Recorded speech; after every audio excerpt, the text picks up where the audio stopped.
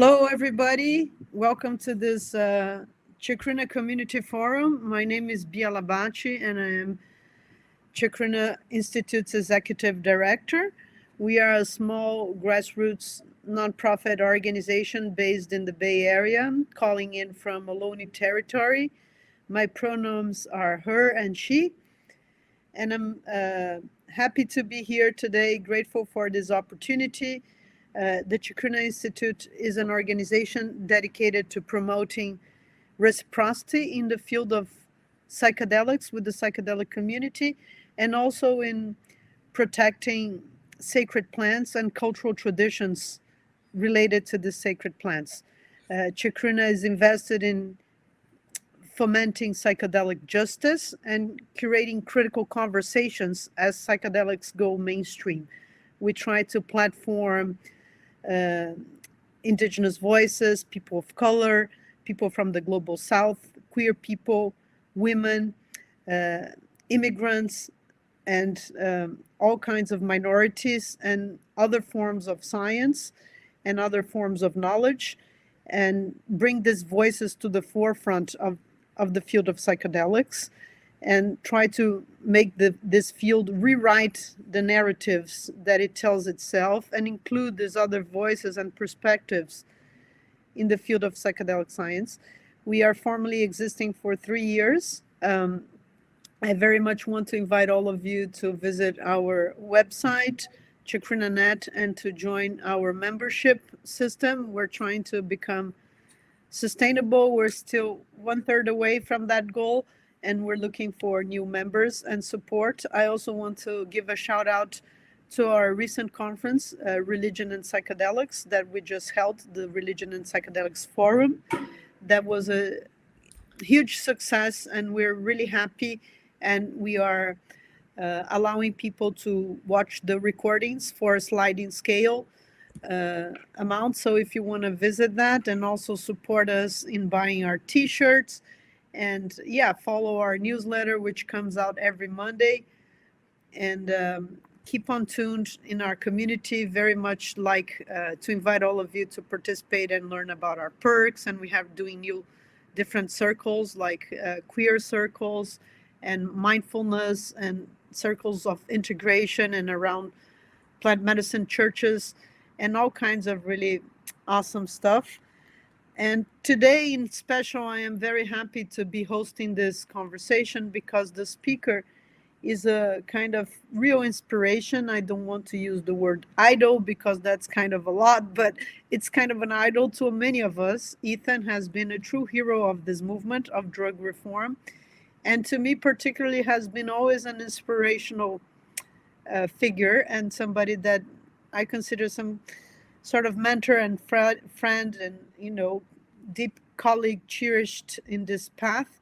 I have attended, I think, perhaps, I can remember 4, Drug Policy Alliance conferences while I was living in Brazil and Mexico.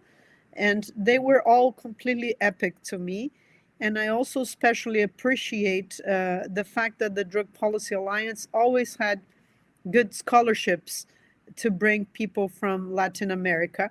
And so first, a few of them I went as a Brazilian. I am Brazilian all the time, but while I was living in Brazil, and a few of them while I was living in Mexico. And the last one while I was living in the US, and always felt divided about which crew I would hang out with, Brazilians, Mexicans, or Americans, I guess, because I am kind of part of all of these different communities.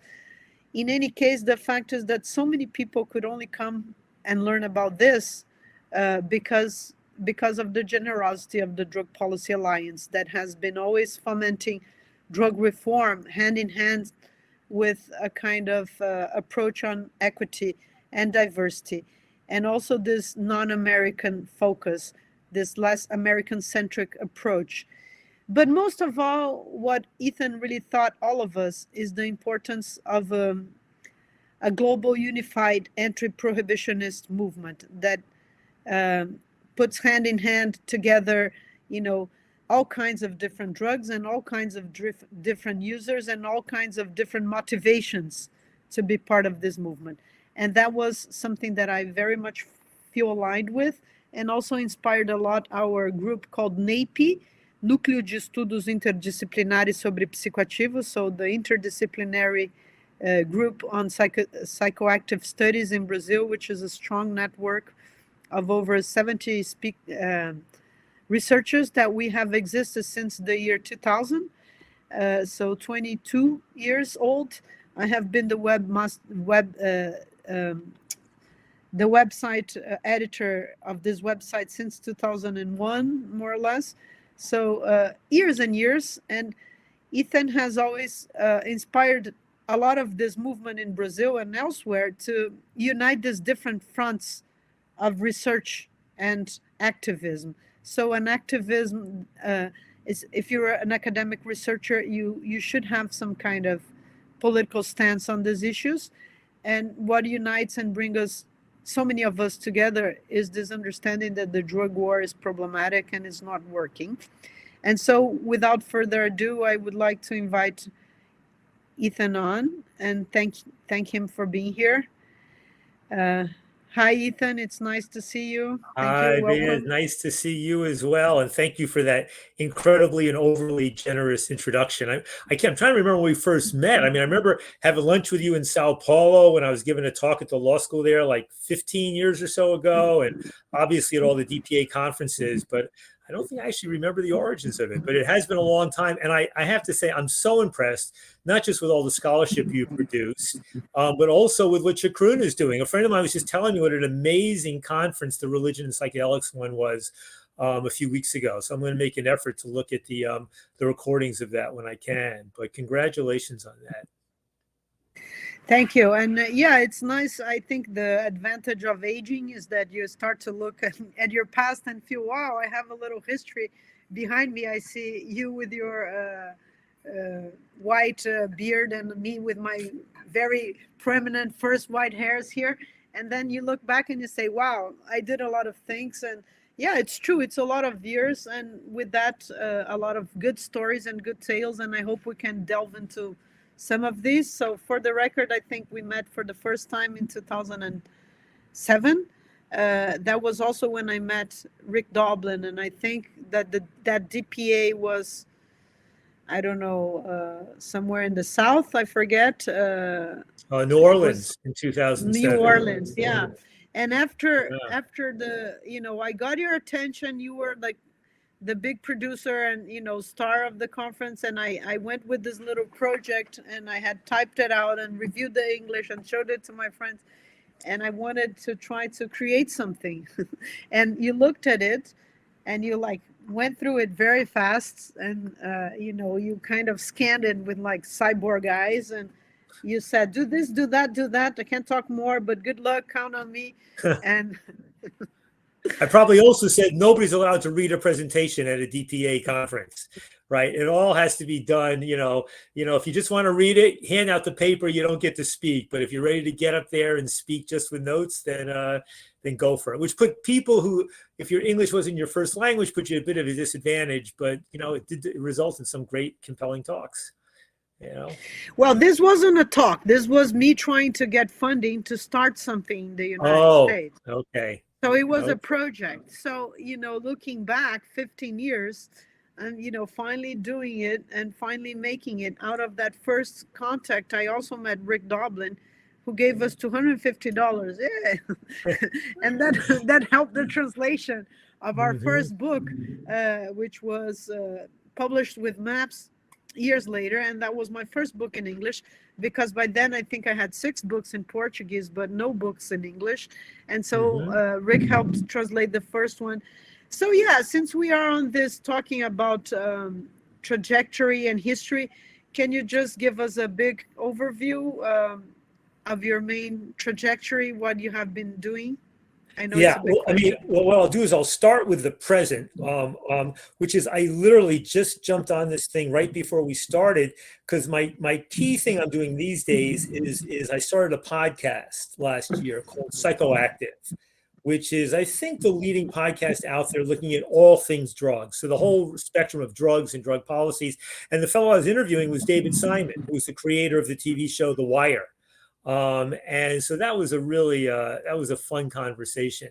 But I've had that's the one that's kind of keeping me most engaged while I'm still advising here, mentoring there, talking to people like you, Bea, and others about running organizations and the challenges and all that sort of stuff. But my origins go back, I mean, to study. I mean, look, in some respects, it goes back to when I was 18 years old and first smoked a joint in my first year of college. And, kind of it hit me that, I like this stuff and I like drinking too, but marijuana seemed less dangerous. And why were people getting busted for it? So that was the first moment, when I was 18, I just turned 65. So it was at 47 years ago. And then really almost 40 years ago, when I was at Harvard in the early 80s, doing a law degree and a PhD, and kind of burning out on my focus on Middle East studies and U.S. foreign policy, and decided to focus on this drug issue. It just was off the beaten path. There was no big drug war back in 1982, 83. I wasn't taking myself and my studies all that seriously, but I figured, what the hell? Why don't I just study something I'm interested in? And a friend of mine pointed out, Ethan, you've always been interested in deviance and the deviant side of things. So, why not do it? So I talked to a few professors at Harvard and they said, yeah, sure, why not? And so that's what I did, Bea. I started working on it initially, thinking that I was going to write a diplomatic history of U.S. drug policy, the U.S. international drug diplomacy. But then one of my advisors, the professor at the law school, said, why don't you, do something different? Why don't you focus on the intersection of criminal justice and foreign policy, or the intersection of criminology and international relations, basically on the internationalization of criminal law enforcement, on the question of how police and prosecutors and diplomats and others deal with crime when it becomes internationalized. And essentially, nobody had been doing that sort of work. And drugs was, at that point, drugs was a huge part of that universe of the internationalization of criminal law enforcement. And so I did it. And I started interviewing people. And already at that point, I thought the drug war was ridiculous and counterproductive. But what I did was I started interviewing people in the government. And I landed up getting myself a security clearance. I worked in the State Department's Narcotics Bureau in 1984-85. I wrote a classified report on drug-related money laundering. I would spend my days doing my research on this report and my dissertation research. And then in the evenings, I'd be at the State Department's office all by myself, leafing through all the files, which had all the secret and top secret stuff in it, where I realized that almost nothing that was top secret wasn't already in the newspapers and such. And so I really focused on that side. I landed up writing a dissertation and a book called Cops Across Borders about the internationalization of U.S. criminal law enforcement. I interviewed DEA agents in 19 countries throughout Europe and Latin America. I interviewed FBI agents and customs agents and CIA guys and prosecutors, even foreign agents. So I really kind of immersed myself in the drug war side. And I got to know the people involved, as human beings. And I got to see, some of them were nice guys, some of them were assholes, some of them would tell you the truth, some of them would lie, some were ideologues, some just essentially, were kind of cynically seeing this as another form of law enforcement. Some even thought that legalization might be the answer. But I started off on that side. And then as I finished my dissertation in 87 and started teaching as an assistant professor at Princeton, I wrote an article. And at this point, the drug war had just taken off like wildfire. I referred to it as being like McCarthyism on steroids. And in early 88, I published an article in Foreign Policy magazine, basically saying the drug war is a bust, that it's doing more harm than good.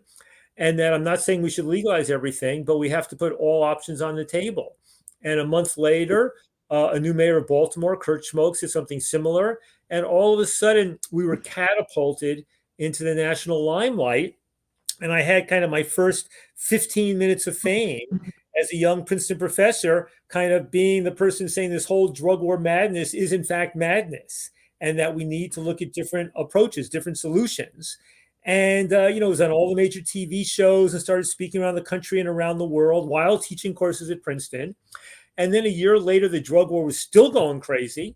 And so I was also had a kind of second 15 minutes of fame with being identified as a key person, really driving this behind the scenes, whether it was with leading conservative intellectuals like William Buckley and Milton Friedman, or the former U.S. Secretary of State George Shultz, or whether it's more liberals who were more part of my own world, at the ACLU, or some politicians or former police chiefs. And so that was really me, the launch of the thing as an academic, putting out the intellectual arguments, getting out there, speaking, writing, and then getting involved with a new organization called the Drug Policy Foundation, which described itself as the loyal opposition to the war on drugs. And, beginning to see myself as a scholar activist, much as you have been a scholar activist for these past few decades. So I can keep going, but I thought I'd stop now before I talk about my jump into the life full of activism.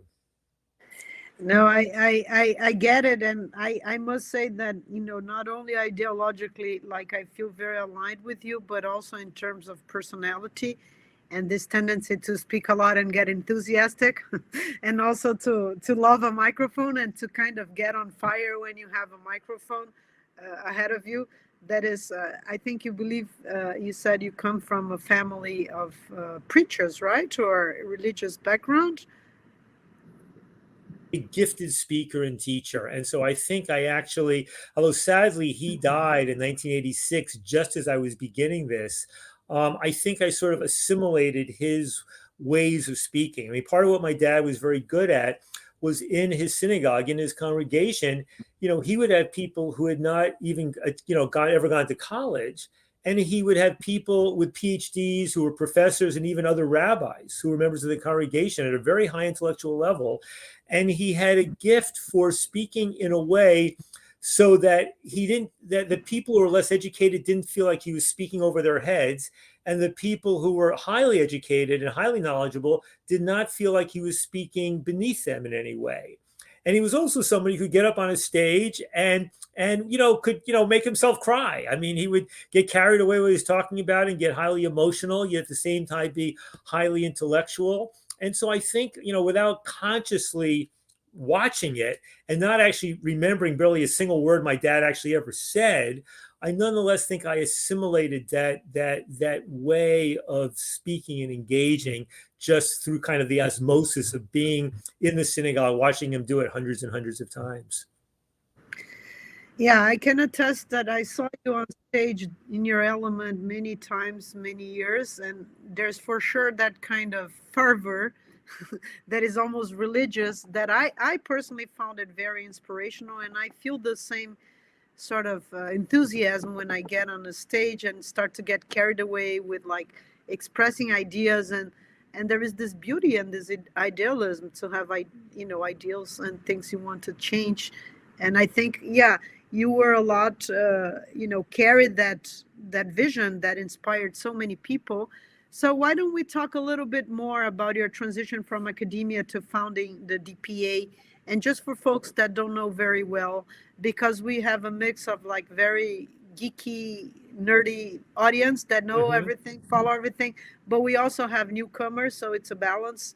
Can you tell us a bit about what is the DPA and what was the DPA's achievements? And yeah, but let me just proceed. I was saying too, one last thing about the public speaking. I mean, you mostly saw me speaking at the biennial conferences of the Drug Policy Alliance, which has been the leading drug policy reform organization in the US and probably the world.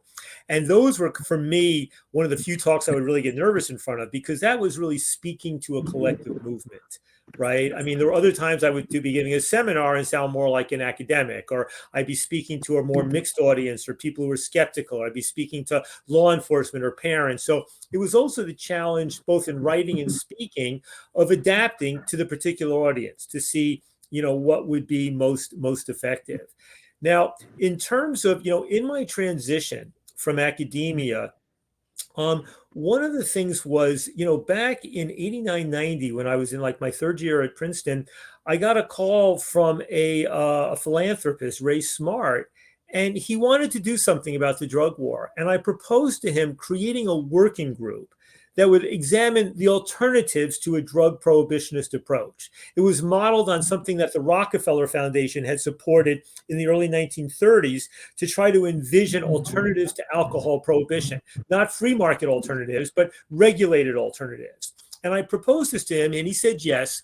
And so I put together a working group of 18 academics from about a dozen different disciplines. All but one of them, I think, were American, but sociologists, criminologists, economists, public health, scientists, et cetera, with the question of trying to figure out what would be the optimal drug control policy.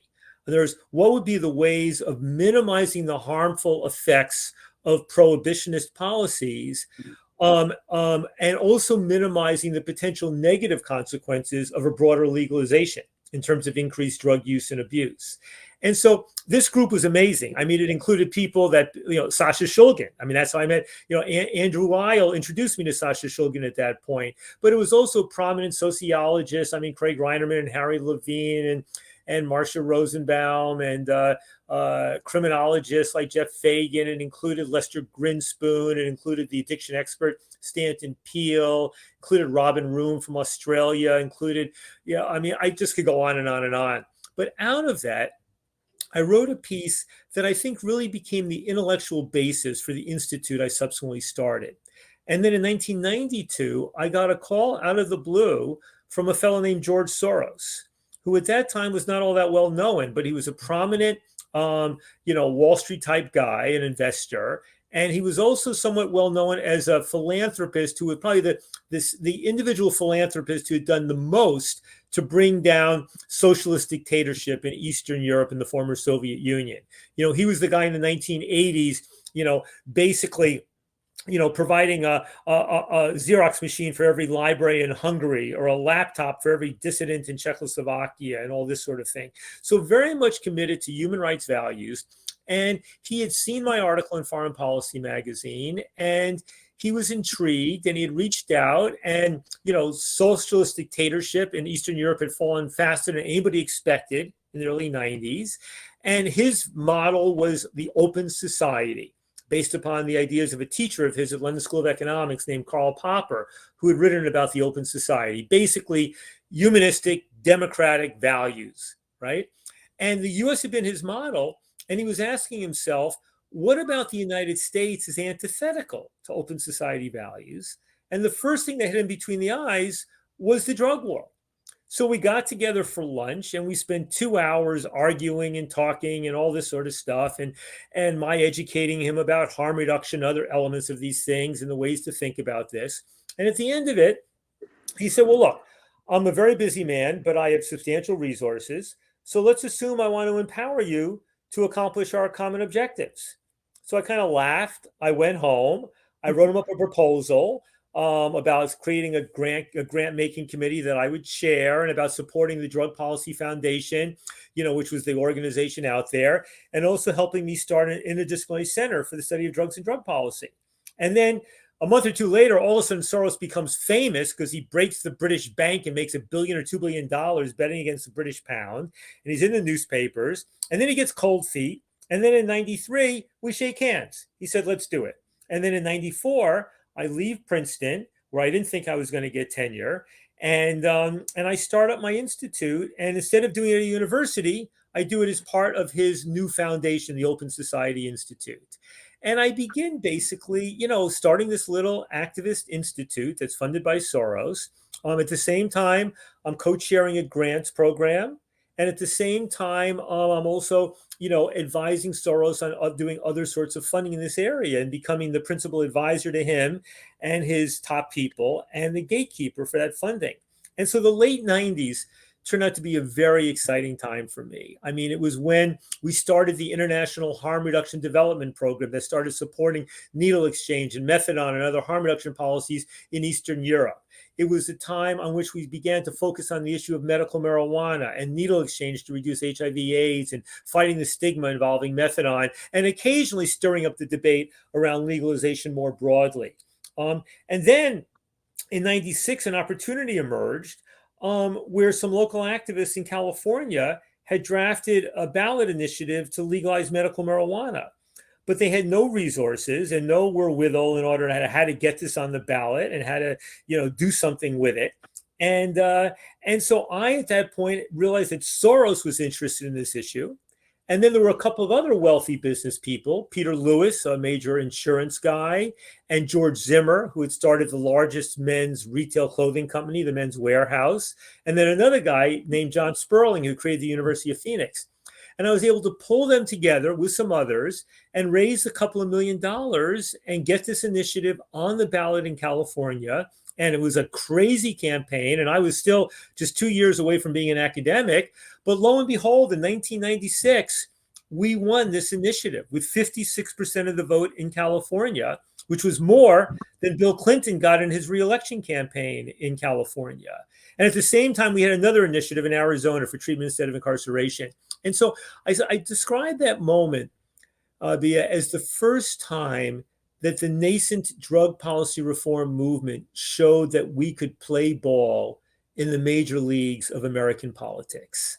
I mean, it was really a breakout moment, and it really transformed things. I mean, if you jump forward and if you ask the question, how is it that the United States of America, which had the most draconian drug war in the world for much of the last century, which was the global champion of a globalized war on drugs based upon a punitive prohibitionist model coming out of my own country, how from this country did we simultaneously emerge as the global leaders on legalizing marijuana, first for medical purposes and more broadly? I think it all dates back to that victory in 1996 in California, because that victory on medical marijuana really transformed the national and ultimately international discussion around cannabis, around marijuana. It changed the image of who was a marijuana consumer from the teenage dropout, with hemp leaves and his blonde dreadlocks, to an older person who was using marijuana to deal with their, AIDS wasting syndrome and multiple sclerosis or their chemotherapy or something like that. It raised the possibility of looking at marijuana as a medicine. It opened up the possibility of looking at marijuana as an issue of compassion. It resulted in the mass media, and especially the entertainment media, beginning to do TV shows and movies in which medical marijuana subjects were either played for laughs or for tears. And so I really think for me, and I'm sort of jumping forward here, that when we think about advocacy, it's sometimes important to remember that sometimes the side issue can turn out to be the foot in the door that opens things up. The ways in which marijuana reform emerged as much more of a racial justice issue around 10, 15 years ago, I'm not sure if that would have been able to happen if we hadn't already transformed the marijuana issue to some extent with the medical marijuana piece, right? So I learned a lot about that, and it really represented my maturation from being a kind of scholar activist to being an activist who had grown up as a scholar, but who is now focused first and foremost about how do we change public opinion and how do we change law. If I'd spent my first 6 years from 82 to 88 trying to understand drug policy and the drug war, and if I'd spent the next 6 years from like 88 to 94 trying to think through what would be the optimal alternatives to drug prohibition and the drug war, well, I think the years after 94, and especially 94 to 2000, were really focused on how do we become an effective advocacy organization? How do we get people to think in new ways? How do we get people who are ambivalent or on the fence? How do we get them to think about this differently? And how do we engage in advocacy that's more sophisticated, that's driven by public opinion polling and by using political consultants and by seeing where our opportunities lie? How do we, some of the challenges of how do you keep a movement together where some people, are never going to be happy with getting a quarter of the loaf or half a loaf. They always want to get the whole loaf. And they say, if you don't get the whole loaf now, fuck the whole thing. And other people are realizing that you need to engage in incremental reform and position yourself on incremental reform so that you can then take the next step a few years hence. So that was really that next stage of evolution. Thank you. And I was just about to stop you because I have like 6 questions and we just went through 2 and I have 6 more. So yeah, that's a good segue to talk about psychedelics. I remember that, back in the day, also a lot of hardcore scientists were entirely against discussing drug reform because they were interested in developing the science around psychedelics. There was controversy on even inviting you to participate as a speaker in psychedelic science 2017, because some more biomedical researchers and like people engaged in the science were afraid that bringing the drug reform conversation would like spoil the results of science and could create a backlash, and that could threaten the development of research and like close doors again or something. And a lot has changed since then. Even I remember also when I went to Atlanta, I did a short interview with you about regulation of psychedelics, and at that time there was hardly anybody talking about decriminalization of psychedelics, and this was not too long ago, and a lot has changed. So can you talk a little bit about specific movement of decriminalizing psychedelics, and what is psychedelic exceptionalism, and what do you think of that? But try Okay, not to go forever. But you just asked me 3 or 4 questions, which obviously require a 90-minute response. So I'll do the best I can do. I mean, let me just say first of all that I mean, I was never all that. Although personally, psychedelics have played a very important role in my own life, in my own development, and even including the moment in 1989, a mushroom experience that really crystallized for me that this was going to be my calling in life. That it didn't matter if I stayed in academia, or whether I became a journalist or an activist or a politician, but that this was going to be pivotal. So mushrooms and pivotal, but I was not all that focused on the psychedelics issue, and for a couple of reasons. One was that I was very deeply engaged in trying to see how we could change things through the ballot initiative system and the legislative system. And there seemed to be no possibilities for doing that on psychedelics until some of the remarkable developments a few years ago. The second was that I thought that Rick Doblin was really doing a wonderful job with MAPS. And that, he was doing that piece of it, and he and I were friends and allies and supportive. And so I wanted to keep a hand in. So at one point when I created my institute, we started republishing a few books. And one of the first books we did was to republish the book Psychedelic Drugs Reconsidered by Grinspoon and Bachelor, which I thought was the best introduction back in the 90s or even the 80s to the early years of psychedelics research. I think it's still got some significant value in educating people, even though it's obviously been, displaced by more recent stuff, by Michael Pollan's writing and things like that. But I was always sympathetic, and I find ways for my organization, Drug Policy Alliance, to collaborate with MAPS on some specific issues, especially involving medical marijuana. And, Rick would invite me to speak when he did a MAPS conference in Oakland, maybe a decade or so ago. But you did go to a point. There was this weird moment, where Rick had invited me to speak at a MAPS conference. And all of a sudden, a bunch of the guys at the Hefter Institute, who I have huge respect for, and bizarrely, the Hefter Institute had just had their board meeting at the DPA Biennial in Albuquerque in 2009. Some of them objected that they did not want me speaking at the conference. And the reason was something you said. It wasn't anything personal. They respected my work in Drug Policy Alliance. But it was their fear that in basically my being up there speaking at the conference, that would paint the conference as a political sort of thing, and thereby undermine their funding from the National Institute on Drug Abuse.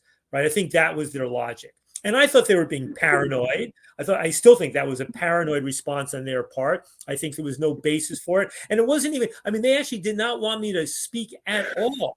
And Rick Doblin was in a really incredibly difficult position because he still needed these scientists to show up at the conference. So he somewhat sheepishly asked me, please, and don't speak. We'll have you speak at the evening event honoring Sasha Shulgin later in the day. And I've been able to kind of tease him about that ever since. But I think it was narrow-minded and short-sighted. And then, of course, 2 years later, they did the same thing again. And Rick had to cave again. And then they tried to do it a third time in 2017. At that point, Rick Doblin said, I'm not going to retract yet another invitation to Ethan to speak. And so they did it. And it obviously had no impact. And I think some of the guys involved in this, I think, feel a bit sheepish about their behavior back then. I didn't think it was the most ethical behavior on their part. But it was what it was. It was a different historical moment. That's what I'm also saying. But even it was a different historical moment. But in the end, they never got their funding from National Institute on Drug Abuse. And meanwhile, they were still And in publishing. the end, there is a whole decriminalization spreading all over the United Well, States. exactly. In fact, even there was a point in right before I left EPA, Drug Policy Alliance 2017, where I began to think about doing a very limited, narrow psychedelics reform initiative, like something that might provide funding for psychedelic research studies. I mean, I don't know if you, or maybe, I don't even know if we were thinking about decrim. And even at that moment, a lot of these folks freaked out again. And in a way, I mean, there was no public opinion support for it at the time, so I wasn't going anywhere with it. But I think there was a real sense of paranoia on the part of some of these folks. Now, of course, the irony, of course, of all of this is they never got any funding from National Institute on Drug Abuse on psychedelics, apart from the stuff that NIDA was giving to ketamine. And then last summer, I had Nora Volkow, the head of National Institute on Drug Abuse, on my podcast. And I gave her a lot of shit about this. Like, how can you not say that? Even the head of National Institute of Health, Francis Collins, is talking about the benefits, all this research emerging, including in dealing with addiction, which is your focus, and she made up some blather about, the evidence not being in. But in point of fact, I think Matt Johnson at Hopkins had already submitted a study, and gotten a very high score from NIDA to do research on psilocybin and smoking cessation, right?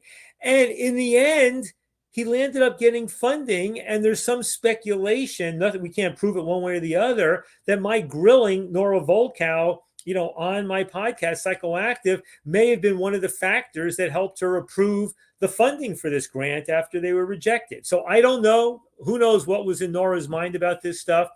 But I will say that I think things have opened up. I'm happy to see that some of the folks who were the most resistant have now been advising some of the psychedelic decrim, the local initiatives, the statewide initiatives in places like Denver, Oakland, or Oregon, or now the states that are coming up. So I think that there's less fear. And, even here, I'll say, even though I can, knock on Rick for having caved to that pressure back in, I think, 2013 and 15, or where it was, and retracting his invitation to me to speak at their conference, the fact that Rick Doblin has always ensured that psychedelics reform, that he sees it and wants MAPS to see it as part of the broader drug policy reform movement, I think that's absolutely pivotal and central.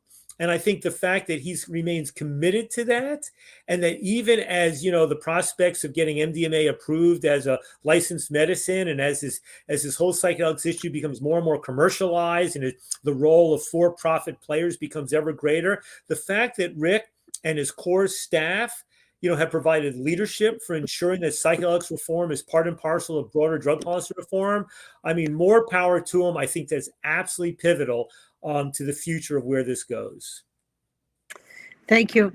In the end, you didn't say a word about psychedelic exceptionalism. Did you? That's because I didn't want to just go on nonstop without giving you a chance to cut in, Bia. But since you did raise it, I was going to answer that. So here's my take on psychedelic exceptionalism.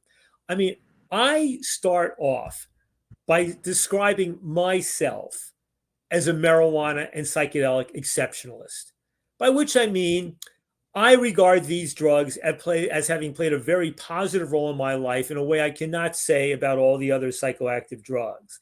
I also regard these drugs as exceptional, certainly psychedelics, but to some extent marijuana, in terms of the benefit-cost ratio for those people who consume them. The benefit cost ratio with psychedelics, is just astronomical. Yes, there are victims. Yes, there are people who are hurt. Yes, there are people who have died in one way or another. But the potential benefits, the actual benefits, are astronomical. And I think with cannabis as well, I think the benefits of cannabis being out there, in the universe and as something consumed by hundreds of millions of human beings. Yes, there are people addicted to cannabis. Yes, there are people for whom cannabis has been a very bad things in their life. Yes, there are people for whom cannabis was a stepping stone into abuse of other drugs. But overwhelmingly, I think the benefit, is there. And I don't think the same can be said with most of the stimulant drugs. I mean, certainly, cocaine or methamphetamine. I mean, there's much more benefits than people appreciate, but I think the benefit cost ratio is different. I think the same is true with maybe the opioids. I mean, a huge benefits coming from their pain relief effects, and even from some people enjoy them in ways that are not strictly pain control, but also some significant negative consequences resulting from dependence, from addiction, from adulterated markets. Many of the negative consequences, mind you, resulting from the war on drugs, more from the drug itself. right? So what I would say is that although I am a psychedelic exceptionalist in my own life and my own drug use practice, that does not mean that I am a psychedelic exceptionalist when it comes to the principles involved or in the advocacy. And by that, I mean, there's a core principle that drives the drug policy reform movement, in my view and the view of many others, and it's this: it's that nobody but nobody deserves to be punished or discriminated against because of what we put into our bodies, right? That there is no legitimate basis in science and medicine, in ethics, or even the Bible for that matter, in distinguishing between people based upon what substance they put in their body. There is no legitimate basis for distinguishing between, say, the mother who has a child addicted to alcohol and a child addicted to heroin. There is no legitimate basis for that. And I sometimes will make the analogy here also to the First Amendment. If you think that probably the greatest saving grace of my country, the United States of America, has been the First Amendment and those crucial freedoms, the freedom of press, of speech, press, religion, and assembly, right? That people cannot be discriminated based upon, upon speech, press, religion, assembly. And that these are not absolute rights. You cannot yell fire in a crowded theater. You cannot print libelous material. You cannot organize a mob, right? I mean, there are limits. You cannot engage in religious practices which involve human sacrifice or even sometimes animal sacrifice, right? I mean, there are limits to these things.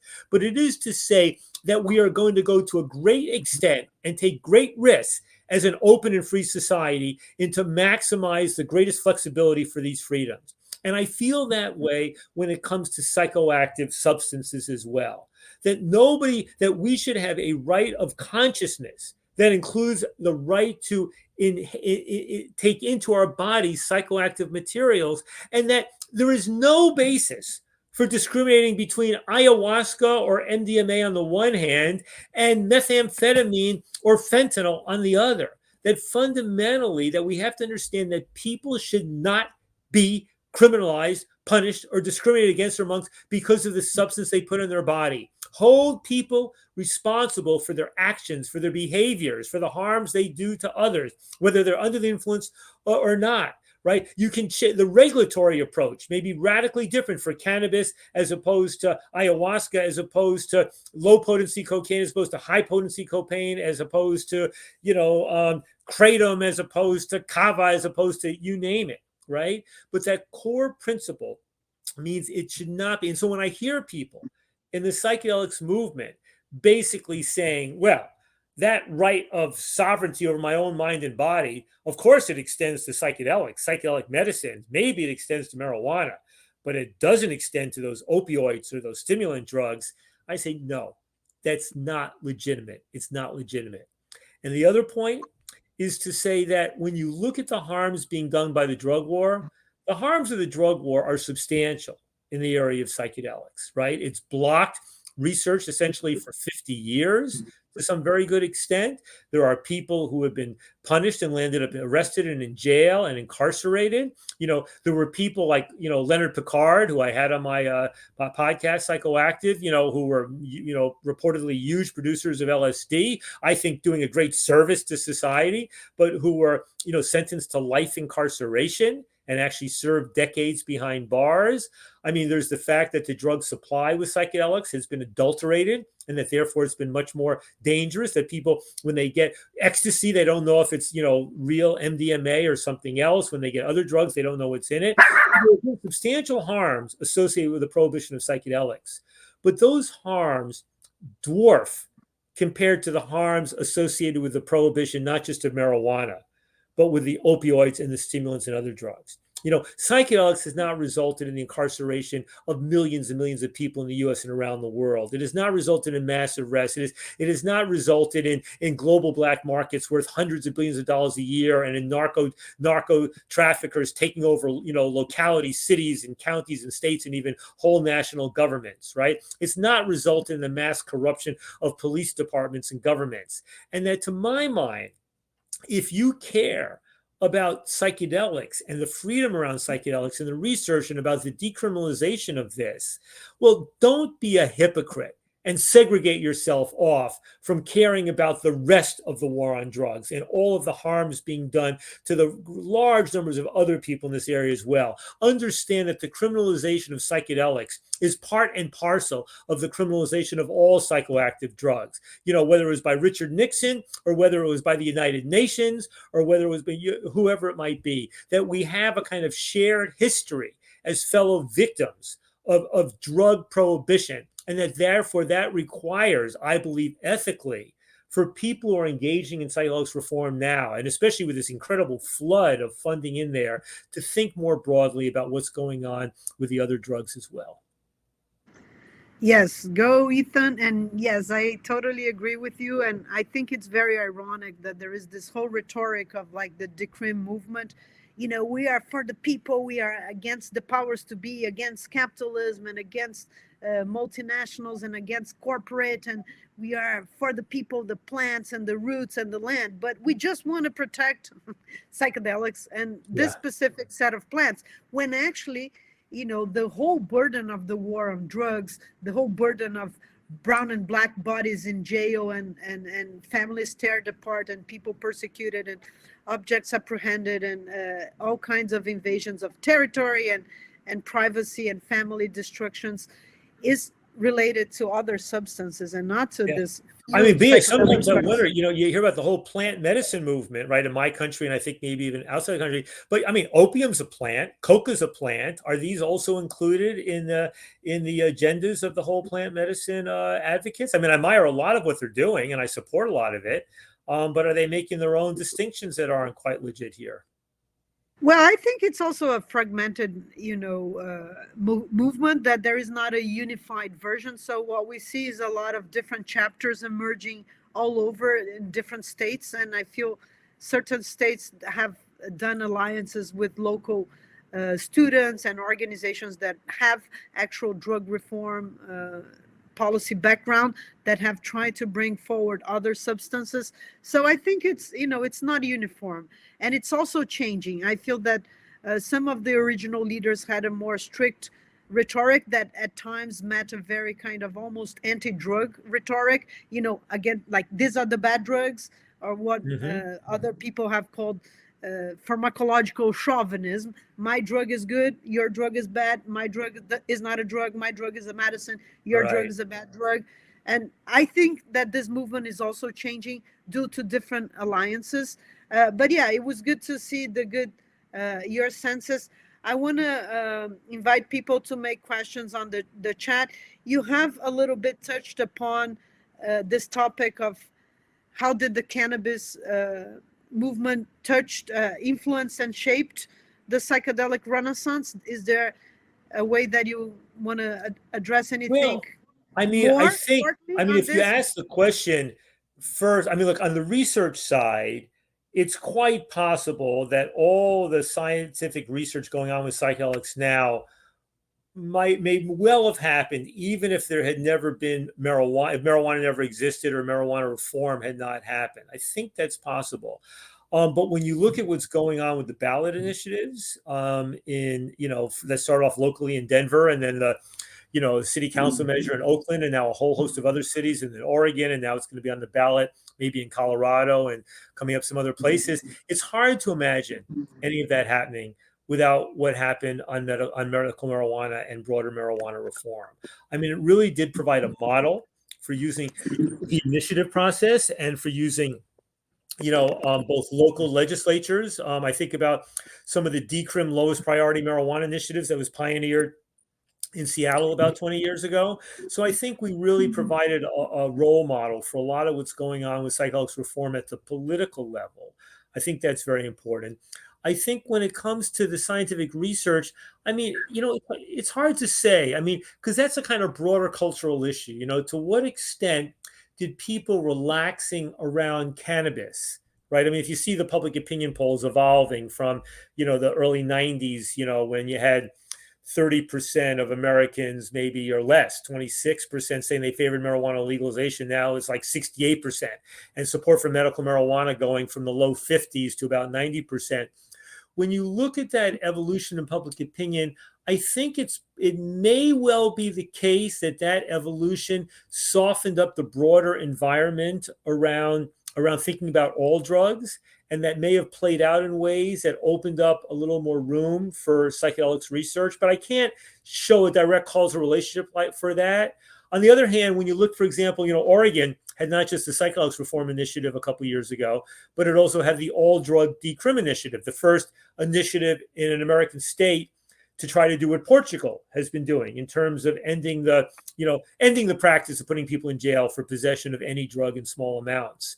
And I think very clearly the cannabis reform movement in the U.S. opened up the door for all drug decrim initiatives and referendum, as it did for the psychedelics reform initiatives as well. I mean, that's, I think, where you see a major factor.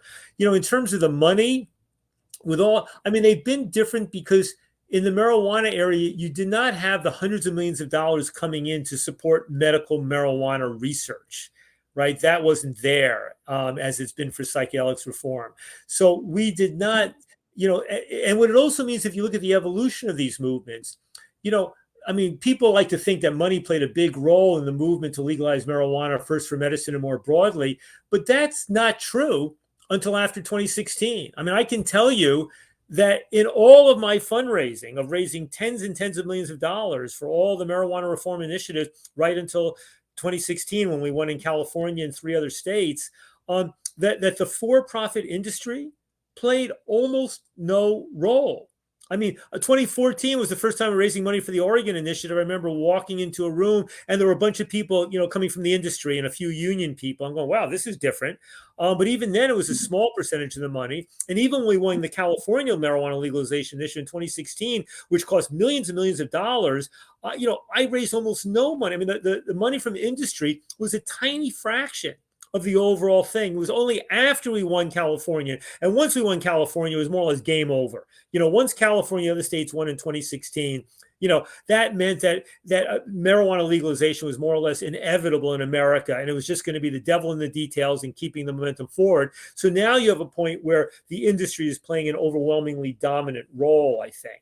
Now, in psychedelics, the money came in very early. The first ballot initiative stuff only won, in the last couple of years, and the money is playing and the FDA approval process and the European equivalent is so important that I think you see money rearing, its head, both in very ugly ways and unfortunately in some very necessary ways in terms of advancing this forward. So the psychedelics reform field is being obliged to learn to deal with the consequences of money at a much earlier stage of its evolution than was the case with cannabis reform. Interesting. The executive director fundraising hat, looking on how to bring resources, and talking about what's going on and the money and all the disputes. Do you have want to share your 2 cents on what's going on in Oregon? And are you following, and what are your thoughts about what's going on? I'm not following first of all, there's the Oregon all drug decrim thing. And we look with both initiatives, they're both pioneering, right? The Oregon is the first state to pass either one of these initiatives. So if we're looking at the all drug decrim win, it's all about, as with the first medical marijuana initiative in California, we got much more sophisticated and thoughtful about how to do this over the years. It wasn't until I think New Mexico in 2007 that we actually passed some legislation that authorized the creation of medical cannabis dispensaries, right? It took years to figure out what was possible and to get better at doing this sort of stuff. And I think the same thing was true with the marijuana legalization. The latest ballot initiatives and legislation, like you look at what New York did, and I'm very proud that my successors at Drug Policy Alliance really led the way in New York last year. It's a much more sophisticated initiative from an equity perspective, from a public health perspective, and all of these sorts of things than what we were able to do in the earlier years in Colorado and Washington and Oregon, things like that. So you kind of live and learn as you go. And I think that, Oregon, both with the all decrim initiative and with the psychedelics one, it's both its first stage. They should not be criticized for making mistakes. They should be praised for going first. And I'm also impressed that if you look at the major funding cooperative that Graham Boyd and Joe Green, that they put together, the fact that they said one of their two major priorities is making sure that Oregon initiative gets implemented effectively, I think that's really important. That there are millions of dollars right now behind trying to make sure that Oregon gets implemented effectively. I know that when we won our big medical marijuana initiatives initially, or when we won the first major sentencing reform initiatives, like in California in 2000, we didn't have those millions of dollars to apply that pressure for effective implementation. And the result was that oftentimes the status quo forces or our opponents were able to play a very strong role in terms of how these initiatives were implemented and sometimes derail them or undermine them. And so I think that's a positive sign, but meanwhile, I'm awfully curious to see where this goes next. I think the Colorado initiative may be broader. It may be not just on the therapeutic side, but also try to integrate some elements around decrim.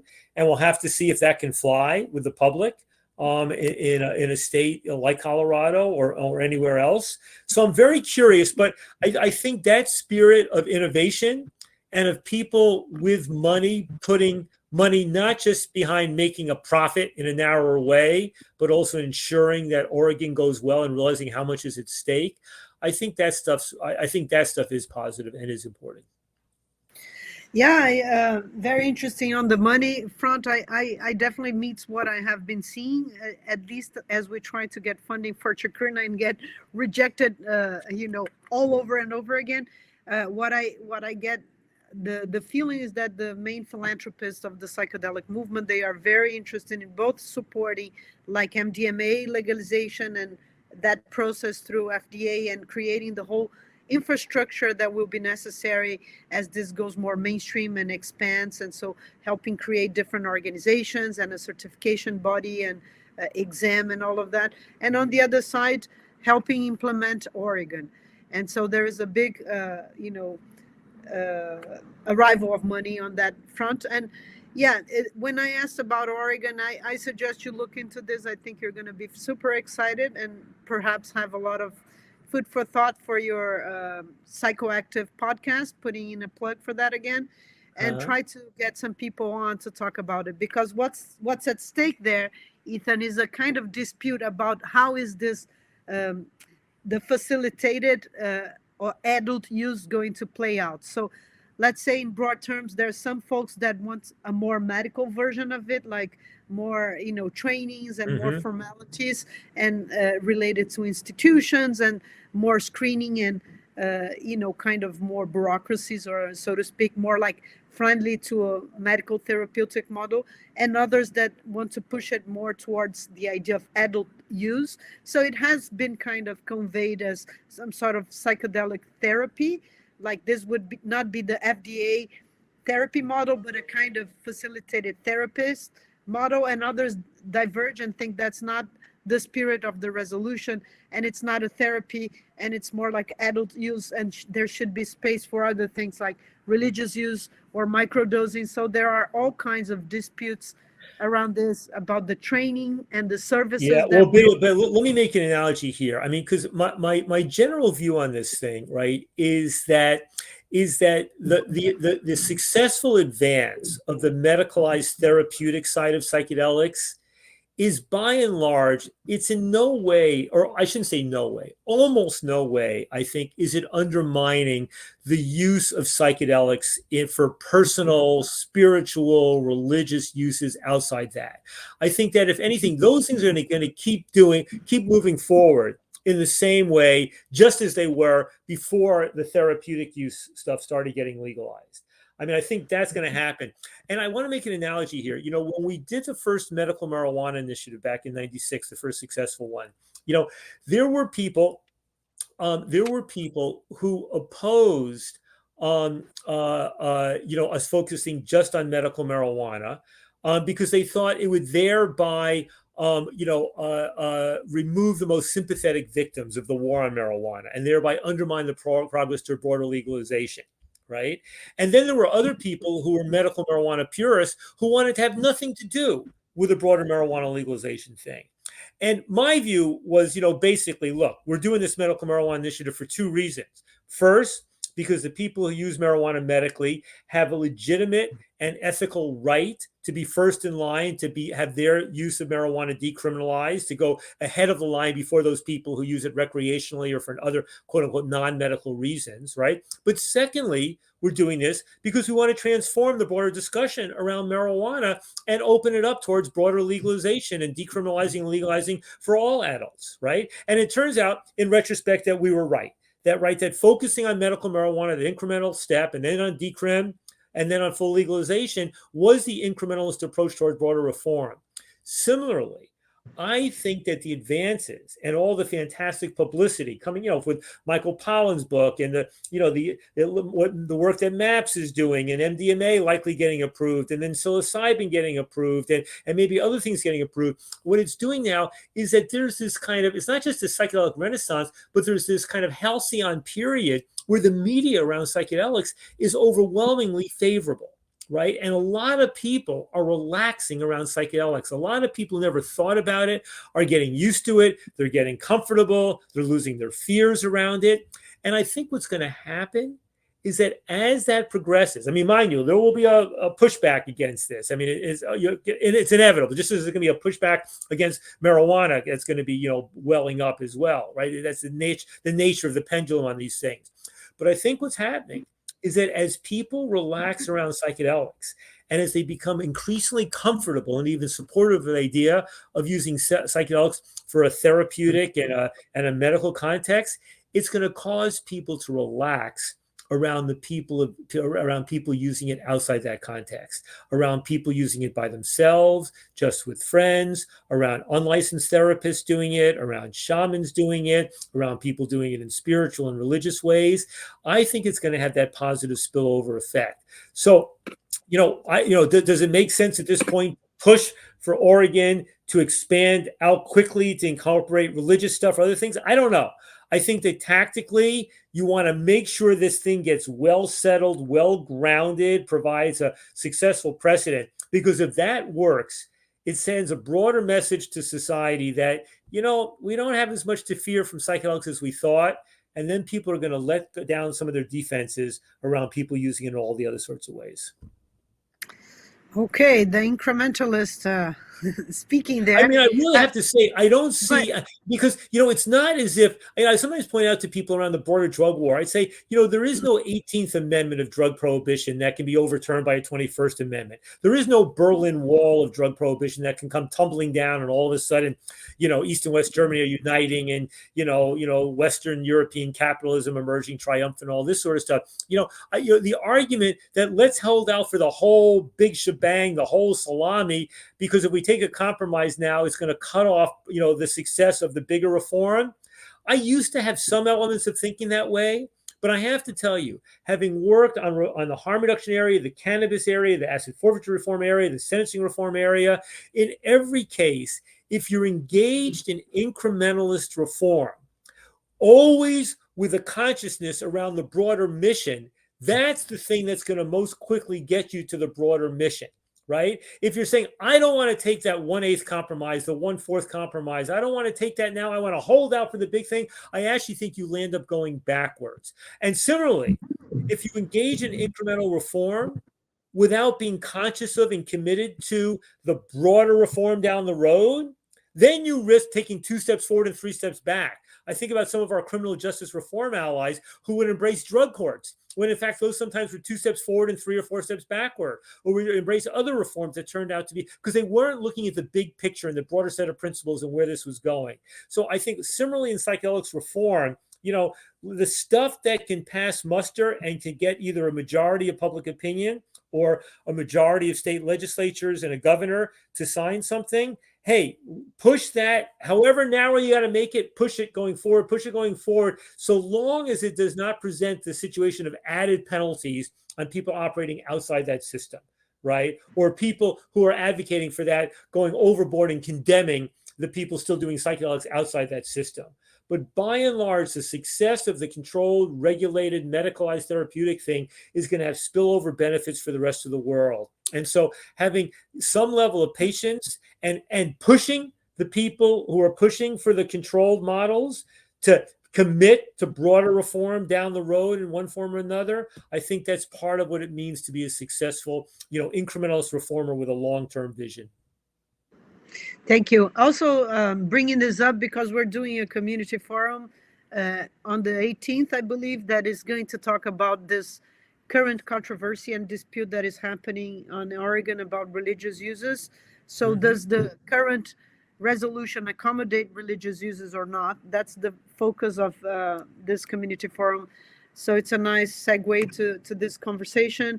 Also, put there in the chat a statement that we published by the Psychedelic Bar Association that made interpretation of the current resolution as saying that it should be more wider than some people want it to be. So I'm particularly interested because Chacruna has a focus on the topic of religious freedom, and we also have been supporting psychedelic churches or communities. As you know, that's part of my tradition as a scholar of plant medicines, and talking about making more people relaxed, and you said more people will perhaps being open to psychedelics. Don't you think that there is already a kind of somewhat surprising support for psychedelic research among some prominent Republicans and conservatives? I mean, it's amazing when you see a guy like Rick Perry, the former governor of Texas and Trump cabinet member, getting behind, the psychedelics research in Texas, actually passing a law. I mean, that's incredible. Or those right wingers, some of those right wing fanatics, I can forget their name, who gave money to MAPS and such. My view is, hey, if you can get money from the bad guys to work on some good stuff, as long as it's in no way diverting you or corrupting you or causing you to censor yourself, take the money. I mean, money, in America, green is green, money is green. If you can get money from bad guys, all this stuff, I don't want to take dirty money. My view is fuck that. If you can get money from dirty sources, so long as you're in no way compromising what you say or what you do, what have you, then you're taking money from a bad source that's not being spent on other bad things. You're spending money from a bad source on good stuff. Yeah, there were the Mercers, I believe you're talking about, the donation. Yeah, Mercers, the Mercers, $1 million. exactly. But how do you make sense of this like in this great complex, country, your country, the United States, which welcomed me? I'm celebrating. I got my citizenship recently last year, and so I'm part of this. It still feels very recent for me as an immigrant. But how do you make sense of what's going on? Hey, by the way, and I got my German citizenship just in case my own country goes bad one day. My father was born in Berlin and had to flee in 1939. And so under German law, his descendants were entitled to citizenship. So one of the things I did a few years ago was to get it. But I think the veterans. I met a couple months ago. I met Jesse Gould, who's got that organization around veterans. Called Heroic Hearts. Yes, Heroic. What's it called? Heroic Hearts, a very nice guy. Yes. Yeah. So those guys, the veterans doing that stuff, and some of the other people affiliated with them, I think the vets are real. I mean, look, veterans are traditionally a very powerful advocate, right? Because they're seen as people who have, given a part of their lives to their country, sometimes been injured or harmed as a result. And, other people obviously died. So they have a certain moral standing. And the other thing is that the veterans organization, especially the older ones, Veterans of Foreign Wars, VFW, had a very conservative posture. So we found in advocating for the legalization of medical marijuana that veterans were oftentimes very important and effective allies for us, especially in some states. I think New Mexico, Colorado, the bunch of states where vets played a really key role in talking about how marijuana was helpful for them in dealing with PTSD and things like that. And so I think the vets have particular standing, not just with Democrats, but even more so Republicans. I think that, they are playing an important role there. So, I think it's, and the truth of the matter is, look, we live in a country now, bipartisanship has almost always been essential to advancing major reforms, certainly nationally. And then when you take into account the really horrific prospect that there is a better than 50-50 chance that 3 years from now, we are going to have a Republican in the White House. We're going to have Republican domination of both the House and probably the Senate. We have a Republican-dominated Supreme Court, and we're going to have a majority of state governments, a substantial majority, dominated by the Republicans. And when you take into account the fact that the Republican Party in America, for the first time in its history, is becoming a neo-fascist party, and as a political scientist, I don't use the word fascist or neo-fascist loosely. I mean in the very technical definition of the term.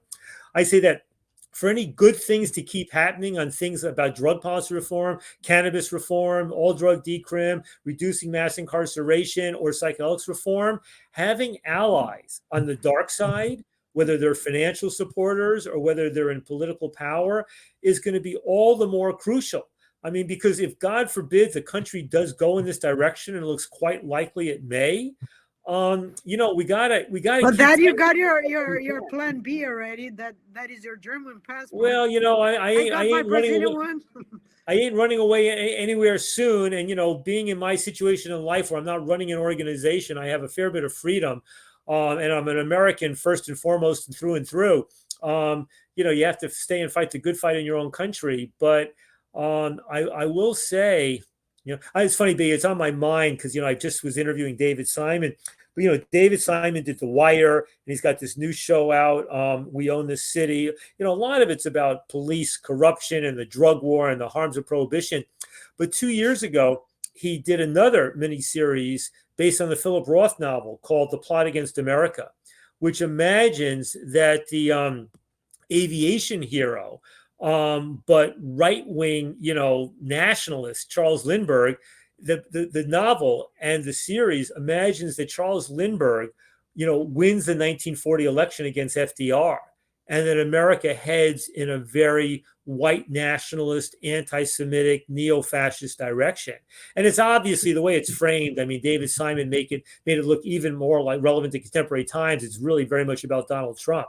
So, I sometimes think that for me, I got involved in the late 1980s. The late 1980s, early 90s was really a period of, in America, and to some extent more broadly in the world, a period of amazing. It was a period of the greatest peace and prosperity in American history. And it was a period in which not all, but many ideals, progressive and humanistic ideals were more ascendant than they typically are in our history. And the great glaring exception to all of that was the war on drugs, right? It was the principal opportunity for racism to manifest itself on a grandiose scale. It was the way to, have basically the state engaging in an issue the way we associate with socialist dictatorships. It was part of what linked me to Soros on all this stuff. And I have to say now in 2022, when we're looking, at what's happening globally, with an ascending, China becoming the most powerful totalitarian state in global history, using artificial intelligence in absolutely ways that are just horrific. I mean, out of sci-fi movies, and, creating concentration camps for ethnic minorities, and with enormous power. And then you look at, Vladimir Putin, basically wanting to, it's not just that he wanted to, that he seized the baton from the United States in 2014 to become the new global champion of the drug war, but now wanting to become the champion of a global white nationalist neo-fascist movement, and the rise of authoritarianism. You look at Bolsonaro in your country and Trump in ours, and a whole host of other leaders, around the world. And then you look at America at what's happening in terms of our freedoms. And if you look at the swing to the right, and for me, I have to say, if I was coming of age now, part of me would have I would have a hard time focusing on the drug issue. There's an element, it's obviously where I know the most and I can do the greatest good. And even in my podcast, I sometimes feel, am I just being frivolous, paying attention to the drug issue when there are these much more fundamental threats to freedom in our world? Yet at the same time, we focus on what we know, we do what we do.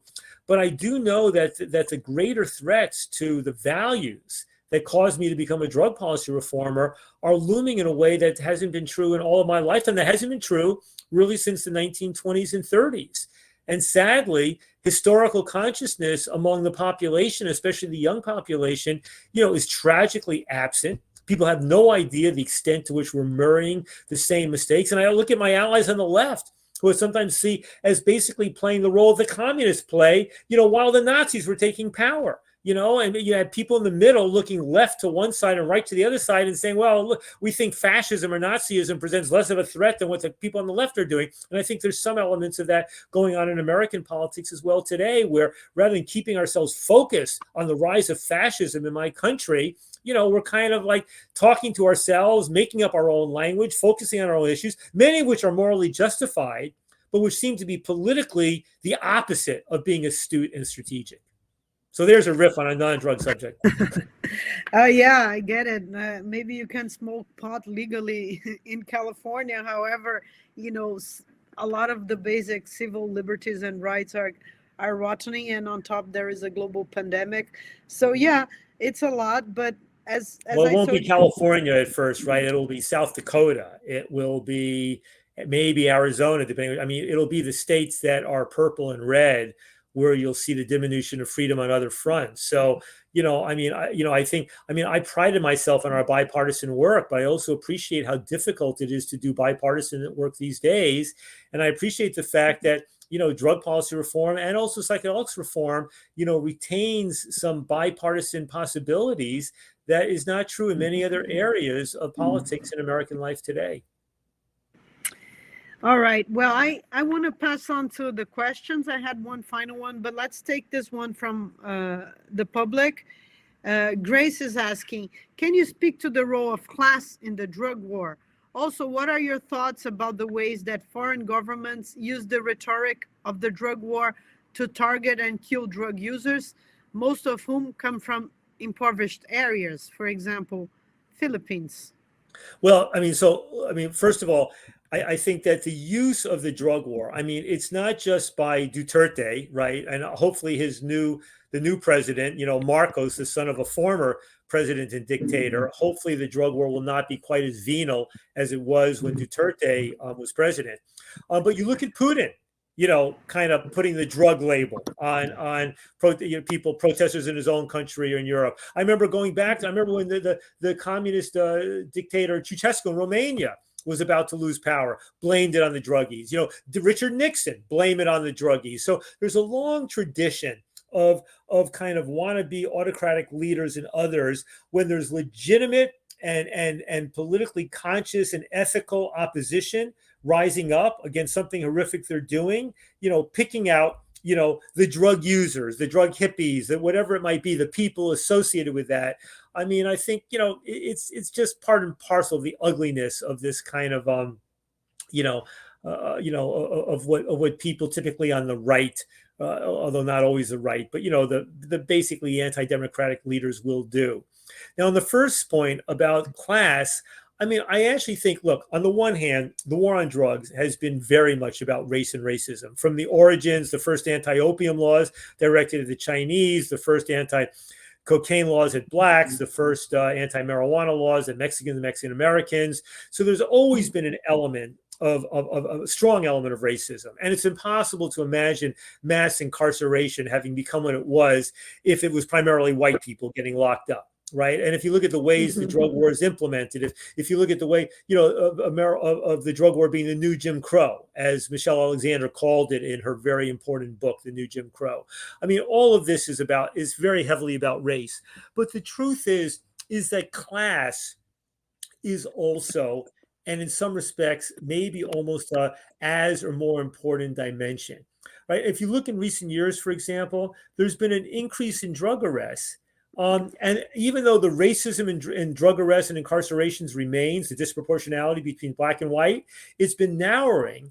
And one reason is because hundreds of thousands of more white people are being arrested on methamphetamine offenses, right? And so you now see that the drug war is playing out sometimes in parts of the country where there's not that many black people oftentimes, and the few black people are still being disproportionately punished. But you're seeing it play out in a very class-based way. Right. You see that. Yes, it's true that for example, when it comes to being stopped by the cops, black people, even upper income black people, are typically much more likely to be stopped than upper income white people, or even than maybe lower income white people because of their color of their skin and because of racial profiling. Yet at the same time, the really devastating aspects of drug use are oftentimes happening in people who have less going for them. This is a class issue. And I'll tell you, Bia, interestingly, the place it really manifests for me, one of the issues I've become most engaged in since I stopped running Drug Policy Alliance 5 years ago is the fight over e-cigarettes and tobacco harm reduction.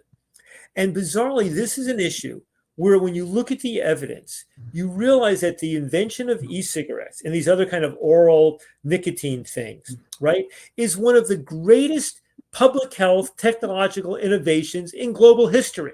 That if you could snap your fingers, right, and all the people who are smoking cigarettes, the 12% of the country that smoke cigarettes were just to switch to e-cigarettes, or the billion people worldwide smoking or switch to e-cigarettes and stop smoking, it would be one of the greatest advances in public health in human history, because e-cigarettes and the oral snusses and nicotine patches are like 95% or more safer than smokable cigarettes. What kills people is not nicotine, it's the combustible element of taking in nicotine as a cigarette. Now you look, unfortunately, from where I sit, many of the people leading the charge to prohibit e-cigarettes are the politicians, the progressive liberal democratic politicians who are my allies. Oh, on medical marijuana legalization, needle exchange, sentencing reform, you name it, right? Even psychedelic stuff, right? But they're leading the charge to prohibit these things. And why? Because smoking is still disproportionately concentrated, oftentimes, upon lower income white Americans, right? And not just white, right? But it's a class thing. You have upper educated liberal white Americans. They see their kids vaping an e-cigarette. They're freaking out. They don't smoke cigarettes. They don't know people who smoke cigarettes anymore. And they say, ban it, ban it, ban it. And basically closing to their eyes that there are 30 to 40 million Americans who are still smoking. They just don't know them. And in some ways, it's the liberals reproducing on the tobacco harm reduction issue what the right wingers did on the drug war issue. Oh, we don't know. We don't care about those black folks and brown folks getting incarcerated. So hell, we'll make the laws as tough as possible. And now you see progressives doing the same thing when it comes to tobacco harm reduction. This is a class issue. The drug war is heavily a class issue. By and large, it is not upper income people, white, black, brown, or Asian American, whatever, going to in prison. It is lower income people, disproportionately black and brown, but increasingly white as well, who are going behind bars. And I left out Native American, who sometimes have the highest rates of all of these things, right? So it is about class in an overwhelming way. Thank you. And I want to bring back to the topic of money. You said that you have no problem with getting dirty money, and also how do you define dirty money anyway, since there's so many exploitative ways to make money, that it's not just the right wing, but also, all kinds of industry that make money in ways that take advantage so often of the global south or other, less privileged players. So coming back to this topic of money and funding, what do you think of taking money from the tobacco industry to advance harm reduction, such as vaping instead of smoking? I mean, look, from an ethical perspective, I think it should be done. I think that whatever money you can get, right? I mean, ask the question on the, I asked this to a head of a harm reduction organization. I said, let me ask you something. If you knew about a needle exchange program that was getting donations from the narcos, would you have nothing to do with that harm reduction organization? She said, no, we would work with them. We would help them. I said, well, so if you see a group of tobacco harm reduction advocates, people for whom switching from cigarettes to e-cigarettes saved their lives, and they've now become proselytizers of harm reduction, right? I mean, so if they take money from a big tobacco company, are you going to demonize them? These were people who were committed to this, even if there had been no big tobacco company. So from an ethical perspective, I think that basically you should take money from wherever you can get it, and then just be out there at the same time fiercely attacking the big tobacco company for continuing to sell their cancer sticks out there. But if that same company is willing to give you money to help promote, it's the same thing. Some of the harm reduction groups are taking money from some of the big pharmaceutical companies, right? Because they had some mutual interest on HIV drugs or things like that, right? But you have to have the courage and the guts to basically say, just because I'm taking money from this player, doesn't mean that I'm not going to be out there, attacking them for the stuff I don't like. You have to be willing to bite the hand that feeds you. The second point is just the precautionary that can point. be sticky though, don't you Of think? course it can, but you have to do it. You have to be willing to do it. You have to be willing to say, I'm happy to accept your money. I'm going to advocate for this, but I'm going to criticize you for that other stuff. You can defend yourself against me, but I'm going to criticize you. But the second point is right now, the tobacco harm reduction groups, there's one, the US one is called CASA, I think CASAA, and the international one is called INCO, INNCO. You can look these things up. Right? I mean, the fact of the matter is there is no philanthropic money out there. In the way that I was able to, recruit George Soros to become the major donor in the late 90s, early 2000s, and there was no other company for doing this stuff. And George strictly abstained from having any investment. Even when medical marijuana started becoming a business, George has not invested in the marijuana business, right? And he directed, to the extent he could still control it after he retired, directed his funds not to invest in those areas. He wanted to be very clear. Right. But if, in fact, there were philanthropic money available, if there were a George Soros to do for tobacco harm reduction, what George Soros did for illicit drug harm reduction and drug policy reform, that would be another matter. If there were other major donors willing to do that. But right now, these organizations have a choice. Either they can operate on a few $1,000 given in small donations, or they can get money from big tobacco or the few big vape companies that are not connected from big tobacco and try to become effective advocates. And the problem you have is that the anti-harm reduction forces, especially the Campaign for Tobacco-Free Kids, are receiving tens, if not hundreds of millions of dollars from a philanthropist even wealthier than George Soros. That's Michael Bloomberg. Right. And, Bloomberg is a guy who supported wonderful tobacco control stuff, stop smoking stuff, but unfortunately has let his money, go for anti-harm reduction stuff as well. And so what I say to the guys in that activist, world is, look, I can afford to be out there taking money from nobody. I retired. I got enough money. I'm okay. Right. But for you guys, you got the dilemma and you know it.